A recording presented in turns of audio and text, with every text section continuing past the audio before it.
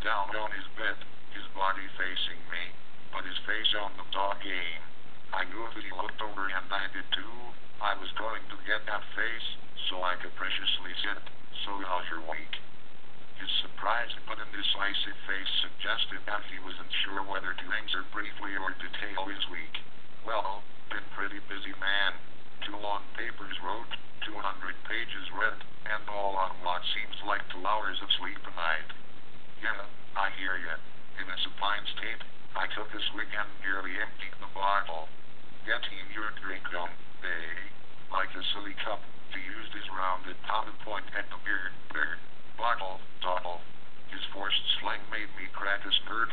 It was hard to keep it veiled, so I just let it unfold into a full smile. Seemed he was still bent on giving off and I might like going to church, but I'm not a complete loser attitude. "If you want one, go ahead and take one out of the fridge."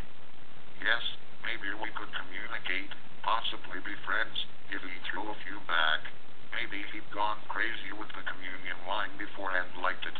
"No, loved it." "No thanks, I'm cool." "Well, if you ever want one, feel free. I really don't drink much," he forewarned with a blush. Suddenly, instead of licking himself clean like any good bear does, he gathered up his bathroom commodities and headed for the community showers to cleanse his body from the iniquitous vapors of my breath, the same breath I'd offered him temptation with. I feel stupid. Shouldn't have offered him a beer. Poor kid looked uncomfortable. Maybe I shouldn't drink in here anymore, and for Christ's sake it is Sunday. He probably thinks I'm satanic. Popping the cap off my 5th beer, a righteous buzz finally hit me. About time too, because I only had a little bit of the green and white left, and no way of getting any more till I met someone in the vicinity.